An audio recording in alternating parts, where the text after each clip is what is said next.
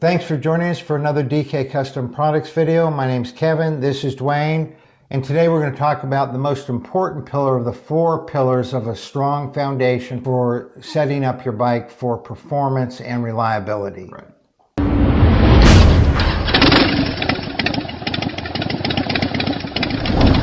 Well, like Kevin said, there's 4 pillars to performance, reliability, and efficiency. And we'll share a link to the video where we talked about those 4 pillars above. But today we're going to talk about probably the most important one. And it's not necessarily the most important one because of the end result, but it's the one that's the most hard, the one that's the most difficult to draw a conclusion on. So the 4 pillars are intake, with an EBS, with an external breather system. So an intake, air cleaner system, the exhaust, with the no tune, reversion, right? And then the tune, a non-EPA compliant, very efficient, optimal tune. And the 4th is controlling the heat. Now, there's nobody out there telling you there's no benefit to upgrading the air cleaner. There's nobody out there telling you there's no benefit to upgrading the exhaust or the tune. In fact, most people say, hey, upgrade those things. The bike will run better, be more efficient, last you longer. But there's a lot of people out there burying their head in the sand telling you these bikes don't need anything to cool them down. And it's not just people out there. Let me give you guys a story time. I talked to a customer that took his bike to a dealership, not going to name the dealership, not going to name the customer, but he had a 2024 Tri-Glide Ultra. He took his bike in to have them install a couple of parts, among which was the oil cooler, oil filter relocation we offer, which is good to lower your oil temps 30 degrees. And they turned him down. They told him he couldn't install it. They wouldn't install it for him because it would make his oil too cold, because it would be installed in addition to the existing factory OEM stock fan assisted oil cooler.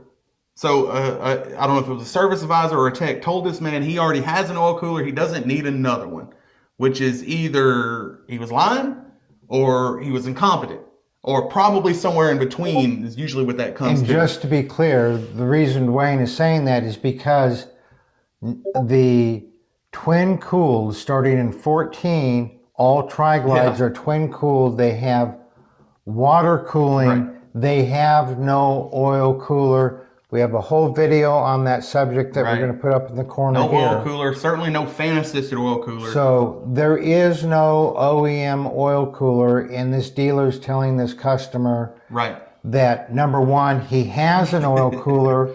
Number 2, that it's a fan assisted oil cooler. Both are absolutely false.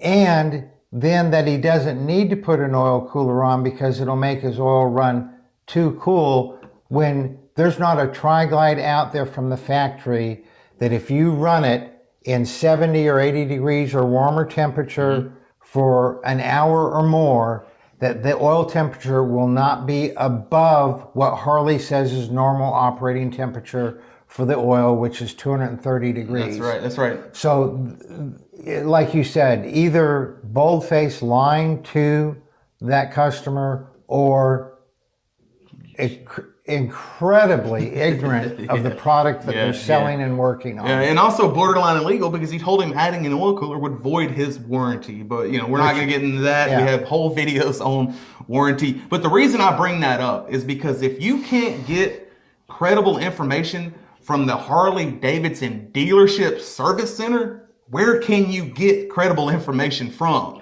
So again, controlling the heat is difficult because nobody just knows everything right off the jump. You learn things from experience or from other individuals sharing information with you. And there's not a lot of information out there on what these bikes should run. Most people don't even know how hot their bikes are running because the bike doesn't tell you. It's a secret for some reason. And, the cooling components. How do you shop for cooling components if you don't know if you even need them? So one of the big things Kevin and I talk about is collecting data. Collect data. Figure out how hot your bike's running because we post the target temperatures. We have an entire video on what your twin cam, M8, or even Sportster should run. We'll put that in the video above.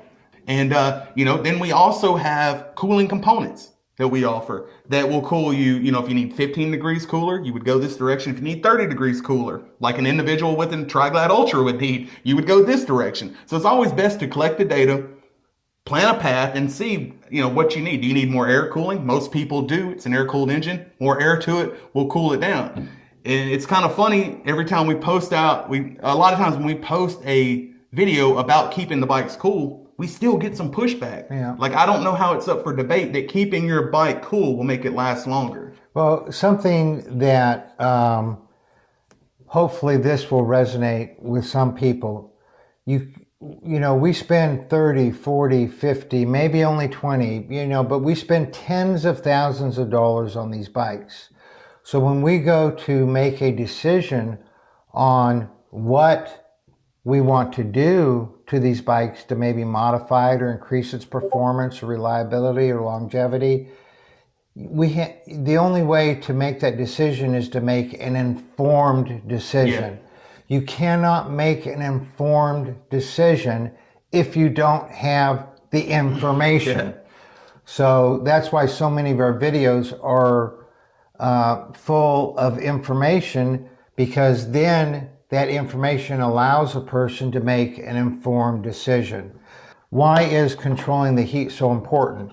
Well, because you can literally put a great air cleaner with an EBS on it, put good exhaust with no reversion with the Thunder Torque inserts or some disc style slip-ons on it, and you can have a good tune in it, but if it's running too hot, you won't get the benefits of those other things you did. And we're going to put a video up in the corner here about 300 degrees is too hot for the bike, and it has in there, you know, what the optimum temperatures are and what happens if you run above those optimum temperatures. Harley basically invalidates anything that you've done to increase performance or longevity.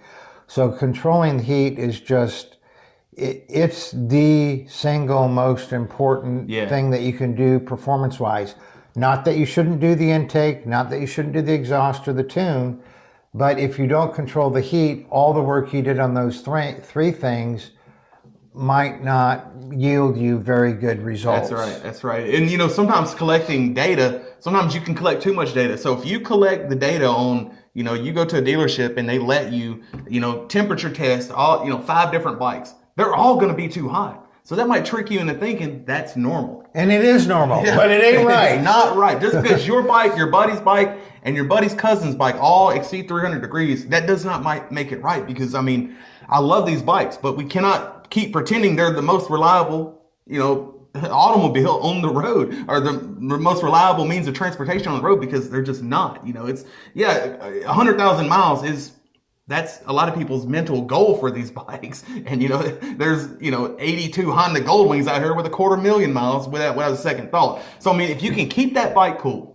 it'll run much more efficiently. It'll last you a heck of a lot longer. That's not up for debate, because, you know, you feel more power going down the road. That's right. And you'll be more comfortable because there's less heat radiating out on you and your passenger. Right. And, you know, you're benefiting from all the other pillars you've done. When you've spent money on that air cleaner upgrade, that exhaust upgrade, that tune, and sometimes beyond that, cam upgrades, you're taking steps forward, but as soon as that bike gets up hotter, you're taking those steps right back. So you're leaving performance on the table that something simple like lifting that tank would solve, or adding this oil cooler, or doing this or that would prevent that happening. And some people are very aware that when you go to add parts to the bike, you want to make sure you're adding parts that work well together.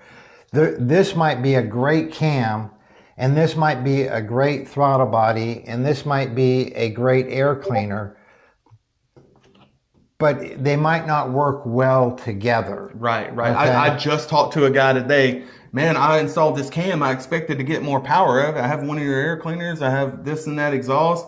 And I come to find out he's running an FP3 tuner, which is not the best option when you're going stage 2 and beyond. So like Kevin said, you kind of have to do your research, make informed decisions.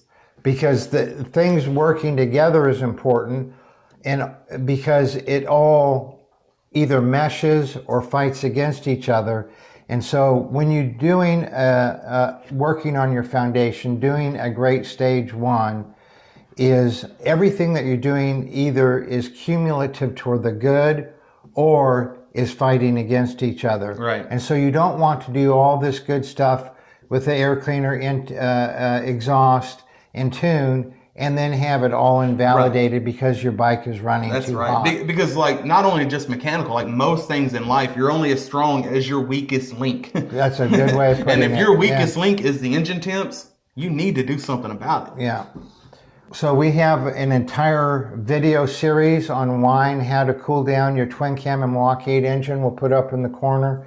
And we have a written report on why and how to cool down your twin cam and Milwaukee engine. And we'll put that link to that written report down in the description below. Right. And in that report, it also details what your temps should be. Oil temp, engine temp, all of that, what they should be, what you need to... And what each component typically lowers the engine temp. And in some cases, things that people put on their bike that they probably shouldn't, that increase the engine temp. Right, right. Now, I know what you guys are thinking. Well, you're just trying to sell us an oil cooler or this or that, and that's fine. But we also have a video you might like, 10 low and no cost ways to cool down your bike, and we'll also put that in the corner above. Now, if you guys have any questions at all about anything you've seen in this video or any of our videos at all, please leave us a comment. And also, if you'd like to share, your experience with tackling these heat monsters, leave us a comment, let us know about that. But if you'd like to, shoot us an email to support@dkcustomproducts.com or give us a call, 662-252-8828. Y'all ride safe.